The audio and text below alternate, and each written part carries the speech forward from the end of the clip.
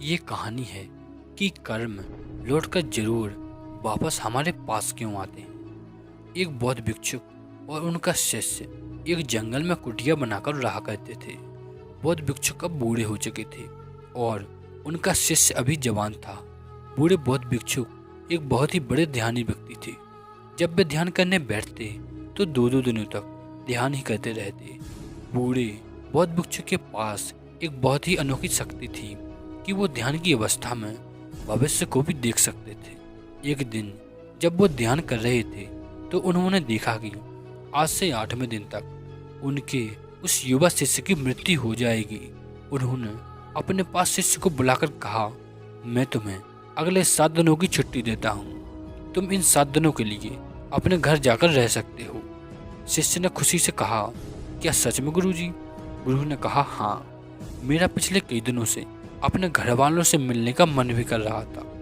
गुरु ने कहा, ठीक है, तो अब तुम जा सकते हो, लेकिन याद रहे 8वें दिन की शाम होने तक तुम्हें यहाँ वापस आना होगा। शिष्य ने हाँ में सर हिलाते हुए कहा, ठीक है गुरुवर, मैं पहुँच जाऊँगा, लेकिन आप अपना ख्याल रखिएगा। अब आप बूढ़े हो चुके हैं, इसलिए आश्रम का कोई भी काम हो तो मेरे लिए छोड़ देना। मैं वापस आते ही उसे पूरा कर दूंगा। इसके बाद शिष्य गुरु का आशीर्वाद लेकर पहाड़ी से नीचे उतर गया, यह बिना देखे कि गुरु की आंखों में अपने शिष्य को खोने का दर्द था। शिष्य के गांव के रास्ते पर एक नदी पड़ती थी। उस नदी के किनारे चींटियों का एक घर था, जहां लाखों चींटियां रहा करती थी। उनमें से कुछ चींटियां अपने घर की ओर जा रही थीं और कुछ बाहर आ रही थीं। उनमें से कुछ चींटियां एक दूसरे से टकरा जाती और फिर वापस अपना रास्ता बदल लेती। यह सब देख शिष्य को बड़ा ही आनंद आ रहा था। वह कुछ देर तक वहीं खड़ा होकर उन चींटियों को देखता रहा। फिर अचानक उसका ध्यान नदी की तरफ गया।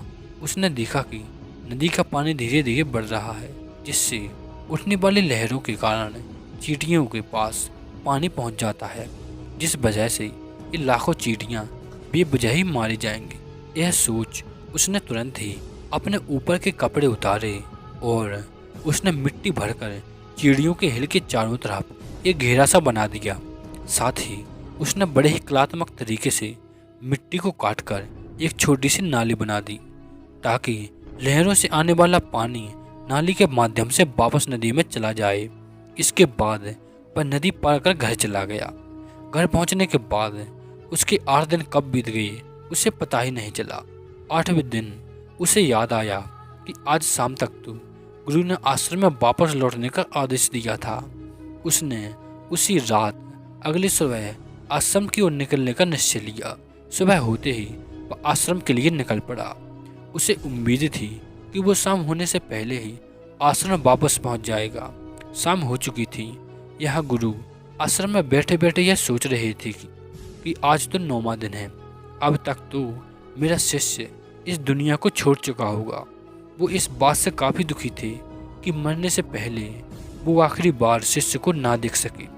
गुरु बैठे बैठे ये सब सोच ही रहे थे कि उन्हें दूर से एक इंसान आता हुआ दिखाई दिया।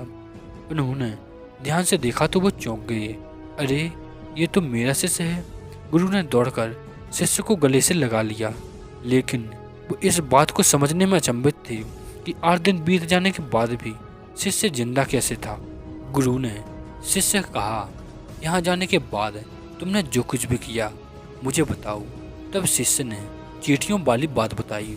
बात बताते ही गुरु को यह समझते देर ना लगी कि शिष्य ने लाखों चींटियों की जान बचाई थी और उसके इसी कर्म का परिणाम है कि शिष्य को एक लंबा और खुशहाली वाला जीवन प्राप्त हुआ है।